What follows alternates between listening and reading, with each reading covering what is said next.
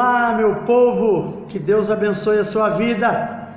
Seja bem-vindo a mais um vídeo do nosso canal Semeando a Palavra. Eu quero já de inicial convidar você a deixar o seu like, a se inscrever no nosso canal caso você não seja inscrito e que você divulgue esse vídeo com todos os seus contatos. Que este vídeo possa alcançar as fronteiras do nosso país. O nosso objetivo é crescer semeando a palavra de Deus, a santa e gloriosa palavra do nosso Deus. Nós vamos agora à nossa vinheta e logo em seguida vamos estar dando início à palavra do Senhor.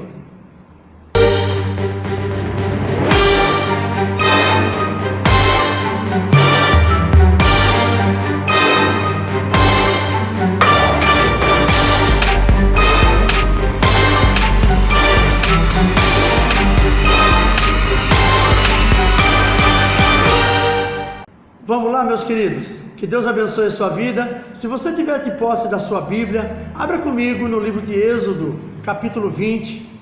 Nós vamos falar um pouquinho sobre os mandamentos do Senhor, que foram entregues na mão de Moisés, quando eles estavam lá no deserto.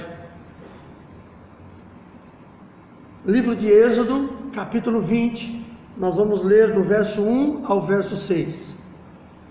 Me acompanhe na leitura.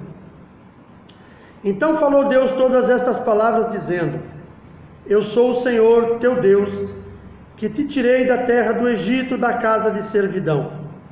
Não terás outros deuses diante de mim. Não farás para ti imagem de escultura, nem alguma semelhança do que há em cima nos céus, nem embaixo na terra, nem nas águas debaixo da terra. Não te encurvarás a elas, nem as servirás. Porque eu, o Senhor teu Deus, sou Deus zeloso, que visita a maldade dos pais dos filhos, até a terceira e quarta geração daqueles que me aborrecem. E faço misericórdia em milhares aos que me amam e guardam os meus mandamentos. Amém, queridos? Amados, eu quero trazer esta palavra para nós neste dia, que seja uma palavra que você possa entender. Eu não estou aqui neste momento, nesta palavra, eu não quero de forma nenhuma criticar nenhum tipo de fé. Às vezes as pessoas, quando leem isso aqui, já usam isso aqui para poder acusar as pessoas que acreditam nesse ou naquele, nisto ou naquilo. Não é essa a minha intenção. A minha intenção é mostrar para nós um Deus maravilhoso, um Deus criador de todas as coisas e um Deus em quem nós podemos confiar. Um Deus que tem nos dado vida, um Deus que tem nos cuidado de nós. Então essa é a intenção desta palavra. Então eu queria começar falando justamente de quem é Deus. Quem é esse Deus?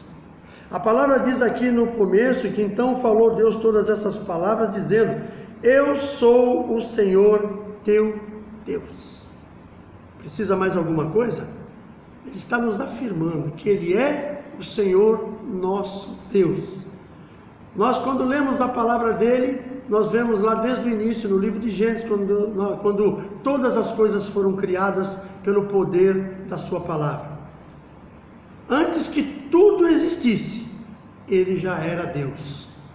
E Ele criou todas as coisas, criou a terra, criou os céus, criou as estrelas, criou o universo.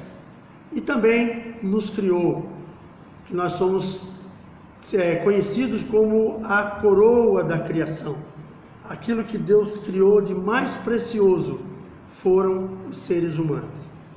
E aqui nesse momento ele deixa para nós aqui uma identificação dele. Eu sou o Senhor teu Deus e o meu também. Então nós temos que olhar isso com os olhos com muito cuidado, porque muitas vezes nós temos substituído o nosso Deus, nós temos abrido espaço para que outras coisas sejam também Deus na nossa vida, e isso não pode acontecer.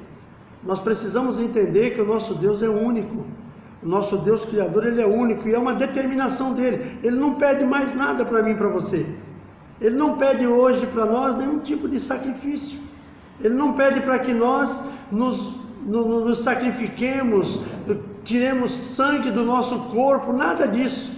Ele não pede para que nós nos flagelemos diante dele para que possamos dizer que ele é o nosso Deus. Ele não pede nada disso para nós. E quando ele coloca essas palavras para nós aqui, que ele diz, eu sou o Senhor teu Deus, ele também nos dá ele também nos mostra do que ele nos livra. Ele diz assim, eu sou o Senhor teu Deus, que te tirei da terra do Egito, da casa de servidão. Egito aqui para nós, queridos, nós podemos identificar como mundo. A casa de servidão era aquilo tal qual nós éramos sujeitos. Agora vamos fazer uma reflexão nossa, minha e sua. Quem nós éramos antes de conhecer ao Senhor? Eu falo de mim. Normalmente quando eu vou falar alguma coisa, eu falo de mim. Deus me tirou de um lugar aonde eu, na realidade, nunca deveria ter ido. Eu nasci num berço cristão. Vivi durante anos da minha vida neste berço cristão. Todavia, num determinado tempo da minha vida, eu abri o meu coração para conhecer outras coisas. E aí eu fui conhecer o mundo lá fora. E o nosso Deus permitiu que aquilo acontecesse na minha vida. Ele não me trouxe imediatamente após, porque ele não se interfere na minha e na sua vontade. Mas ele, de alguma forma, ele entendeu que num momento oportuno você haveria de saber o que você estava fazendo, entender que estava errado. Da mesma forma aconteceu comigo.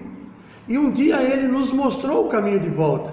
E nós saímos daquela terra de servidão, daquela casa de angústias que nós vivíamos. Nós vivíamos nas trevas. E hoje, como está a minha vida, a sua vida, depois de conhecermos ao Senhor? Então ele nos mostra de onde ele nos tirou. Faça uma reflexão nesse momento, enquanto você ouve essa palavra, quem você era antes do Senhor e quem você se tornou depois dele. Pensa das coisas que ele te livrou no tempo que você estava lá fora. E pensa em quem ele transformou você hoje, depois que você se tornou um filho, depois que você voltou para os braços do Pai. Então é muito importante que nós entendamos isso.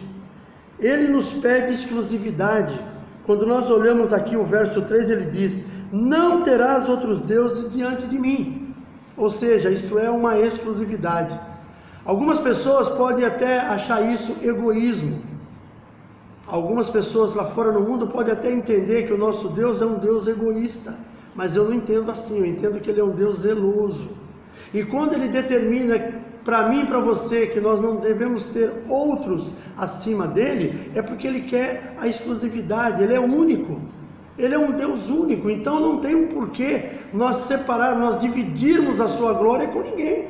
Ele não divide a sua glória com ninguém. E nós também não temos que fazer isso.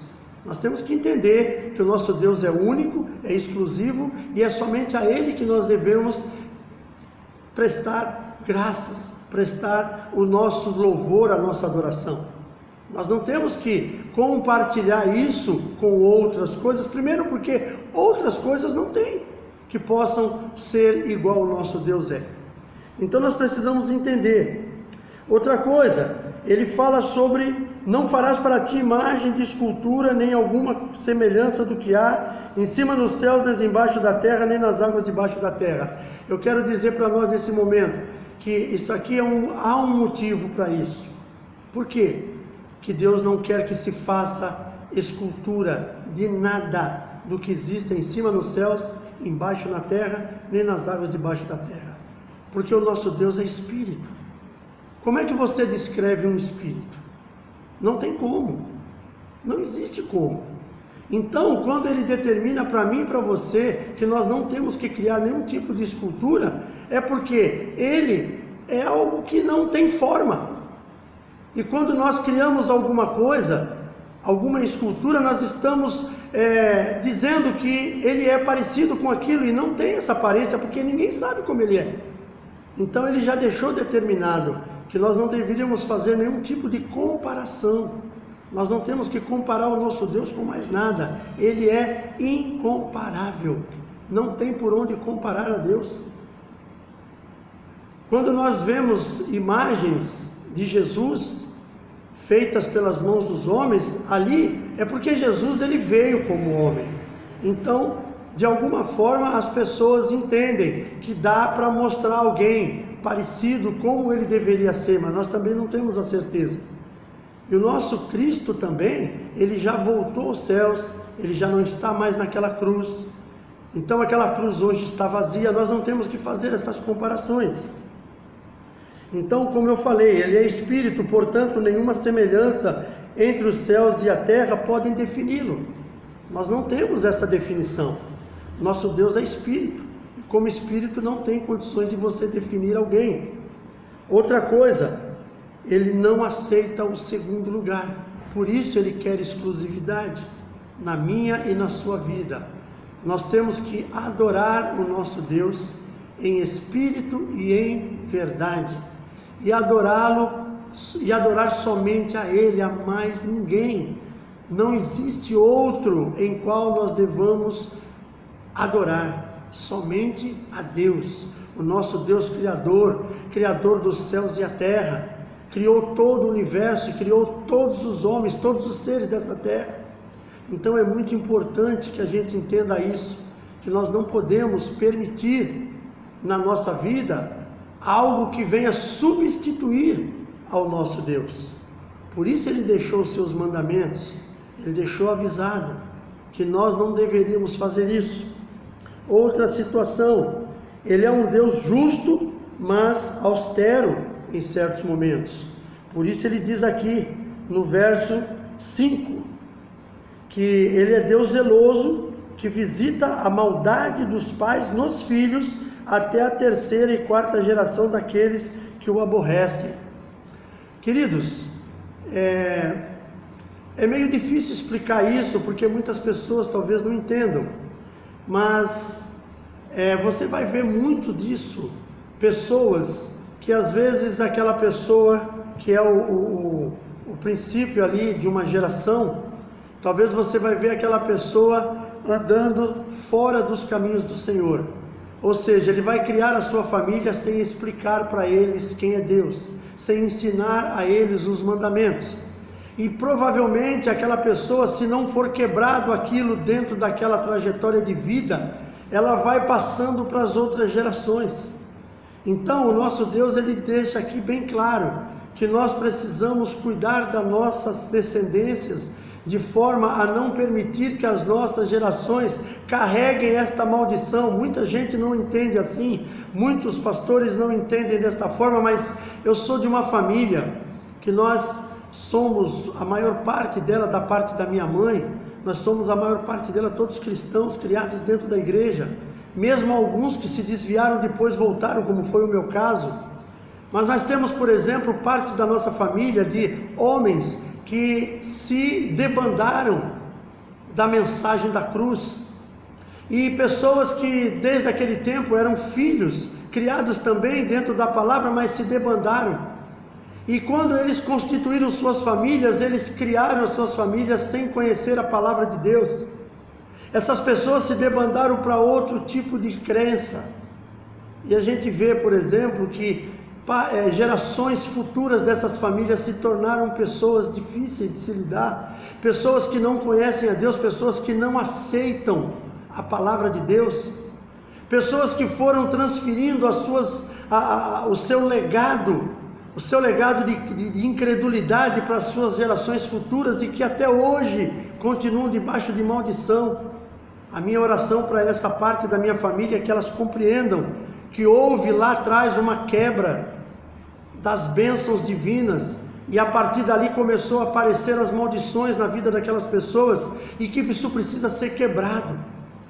Eu não sei quando nós vamos alcançar esse tempo de fazer com que essas pessoas compreendam que precisa ser quebrado esta maldição na família deles, nessa parte da nossa família, e as pessoas não entendem. Eu falo aqui, por exemplo, de algo que eu li, de uma matéria que eu li há um tempo atrás, da Fundação Billy Graham. A Fundação Billy Graham, eles fizeram uma pesquisa, E essa pesquisa foi feita com 2 homens, há aproximadamente 50 anos atrás. Eles pegaram 2 homens daquela época. Um deles era um servo do Senhor, um homem que andava segundo a vontade de Deus, que ensinou a seus filhos a palavra de Deus. E um outro homem que também, na mesma época, porém não tinha esta fé. Era um homem de bem, era um homem que trabalhava, criava seus filhos com dignidade. Porém, eles não conheciam a palavra de Deus e não ensinou a seus filhos. E foi feita a árvore genealógica dessas 2 famílias até a nossa atual geração. Da família daquele homem que não conhecia Deus, encontrou-se muita gente pelo caminho que acabaram se tornando bem-sucedidos, mas foram encontradas também muitas pessoas derrotadas pelas perversidades, muitas pessoas investidas somente no pecado, na perdição, na corrupção, na prostituição. Muitos empresários que se tornaram empresários, mas se tornaram mais tarde mal-sucedidos, falidos. Homens que poderiam ter sido diferentes se tivessem sido ensinados segundo a palavra de Deus. E aí esta árvore genealógica do outro lado, que mostra aquele homem que foi ensinado e que ensinou os seus filhos nos caminhos do Senhor. Mostrou-se ali, claro que não é uma unanimidade, porque muitas pessoas se desviam pelo meio do caminho, mas mostrou ali um homem com uma geração futura, com gerações futuras, de homens e mulheres bem-sucedidos, de empresários de extrema qualidade dentro daquele país, homens que se tornaram homens de Deus, pregadores da palavra, missionários, homens que se tornaram políticos de renome e até um presidente da república naquele país. E esta árvore genealógica mostra muito bem como que funciona isso, quando você entende a palavra de Deus e firma-se nela. Queridos, eu sempre falo isso. Nós temos gente na nossa família, na minha família, que foram aqueles que trouxeram o evangelho, os precursores da minha família. Quando eu olho a família, talvez um dos meus familiares vai estar ouvindo isso agora. Eu espero que eles ouçam, porque eles sabem o meu conceito com referência a esta pessoa que eu vou falar, o meu tio Arthur Português, um homem que trouxe a palavra de Deus para a nossa família, um homem que um dia eu conversando com meu pai falando sobre a palavra de Deus para mim, a gente falando sobre santidade, e eu fiz a seguinte pergunta: pai, mas o que é realmente ser santo? Aí meu pai olhou para mim assim e falou assim: filho, você quer conhecer o que é santo? Eu falei: quero. Olha para Arthur Português, aí você vai ver o que é santo. Olha as atitudes desse homem, olha o procedimento desse homem, olha como ele cuidou, como ele ensinou e como ele ensina a sua família. Nesse tempo o tio Arthur era vivo ainda.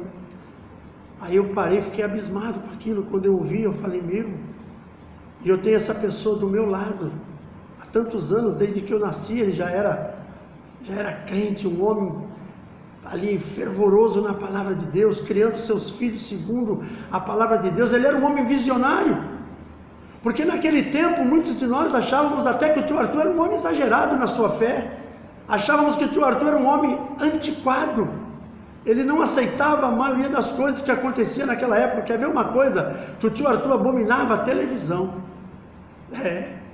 Claro que na sua simplicidade, na sua época, ele não via a televisão com os bons olhos, porque a televisão naquela época já tirava o homem dos caminhos do Senhor. Talvez se ele vivesse até os dias de hoje, ele até entendesse que a televisão é um veículo excelente de comunicação, porém, ele sabia que a televisão, se não fosse muito bem, se nós não usássemos a televisão da maneira correta, nós poderíamos cair por causa dela, como talvez muita gente caiu. Então eu vejo muitas vezes, quando eu olho o Salmo 37, veja bem, Salmo 37, quando você olha Salmo 37, verso 1, entrega teu caminho ao Senhor, confia nele, e tudo ele fará, verso 5, se não me engano. E depois lá no verso 24, ele diz assim: os passos de um homem bom são firmados, e o Senhor o sustém pelas suas mãos. Se cair, não ficará prostrado. Se cair, não ficará prostrado, porque o Senhor o sustém pelas mãos. E aí rei Davi fala: fui moço e hoje estou velho, mas nunca vi desamparado um justo, e nem a sua descendência a mendigar o pão. Aí eu olho para a vida do tio Arthur, um homem simples, um homem modesto, um homem que apenas cuidou da sua família com muito amor, ensinou seus filhos, sabe, com a perseverança que ele tinha na palavra de Deus, e hoje nós vemos os frutos que ele deixou. Nós vemos a prosperidade na vida dos filhos, dos netos, dos bisnetos. A gente sabe que talvez nem todos tenham seguido aquele caminho como ele ensinou, talvez alguns se perderam pelo meio do caminho, mas se a gente for olhar de uma forma geral, a gente vê que toda a família, a descendência do tio Arthur, é uma família abençoadíssima. Um dia eu estava no meu local de trabalho e alguém naturalmente associou a minha vida como sendo alguém de bem, e eu andava desviado do caminho naquele tempo. E um dia, quando a gente conversava, quando eu falei que o meu pai, crente, minha mãe também, apesar de eles não viverem juntos, aí essa pessoa, que era uma secretária do presidente da empresa, falou assim para mim: ah, Milton, então é por isso que as coisas na sua mão caminham bem. Aí eu parei para ouvir e falei: por que você está falando isso? Eu falei: você falou que teu pai e tua mãe são crentes, então você tem sobre a sua vida a bênção dessas pessoas que são seus pais. Não despreze isso, ela falou para mim. E eu parei para pensar, eu falei: realmente, eu tenho esta bênção que vem da parte dos meus pais, e é isto que a palavra nos ensina, que o Senhor diz aqui no livro, que ele, no capítulo, no verso 6, que ele diz: eu faço misericórdia em milhares aos que me amam e guardam os meus mandamentos, e a minha descendência será lembrada pelo Senhor por causa daquilo que eu vivo hoje. Eu sou lembrado pelo Senhor por causa do que viveram meus pais, e eu quero que a minha descendência viva mais tarde também, e que elas vivam bem por causa daquilo que nós estamos vivendo hoje. O legado que eu quero deixar para os meus filhos e para os meus netos não é nenhum poder aquisitivo que eu possa conseguir nessa terra, mas é a honra, a decência, sabe? Eu quero talvez um dia lá, não sei em qual geração da minha família, alguém fale assim: poxa, nós temos uma família abençoada, nós temos uma família que Deus abençoa grandemente, homens e mulheres pregando a palavra, dirigindo a igreja, dirigindo trabalhos do Evangelho, dirigindo a obra no reino de Deus. E aonde começou tudo isso? E quem sabe alguém pode ter alguma coisa escrita e falar assim: olha, nós temos aqui uma pessoa que começou lá atrás, é o nosso tataravô, não sei como é que pode ser chamado isso, que até a 4ª geração é o tataravô, depois não tem mais, são descendentes. De repente alguém da minha família, enquanto Jesus não vier e eu não estiver mais aqui, ele possa dizer: olha, tem o nosso descendente lá, Milton Pereira dos Santos, filho do seu Valdovino, que também era um homem de Deus, sobrinho do seu Arthur Português, que era um homem que levou o Evangelho para toda a sua família naquele tempo. Esses aí são a causa da nossa família ser o que é hoje. Eu glorifico a Deus por Ele ter me colocado de volta nos caminhos, porque esses mandamentos têm que estar gravados no meu e no seu coração. Nós temos que entender que o nosso Deus, Ele é um Deus de misericórdia, Ele é um Deus que nos traz a paz, é um Deus que um dia vai nos dar o direito de morar numa das mansões celestiais. Mas isso, meu amado, depende de mim e de você, não depende dele. Deus não determina céu nem inferno para ninguém, isso é uma conquista minha e sua. Você pode conquistar o céu ainda nessa terra, mas você pode fazer opção pelo inferno também, só depende de você. Pensa bem o que você quer para a sua vida e para a sua família, que virá a paz a você. Eu quero orar com você nesse momento. Feche seus olhos. Pai amado, em nome de Jesus, venho te louvar e te agradecer neste momento pela tua palavra, Senhor. Obrigado por esta palavra que eu creio vai edificar a vida daqueles que puderem assistir.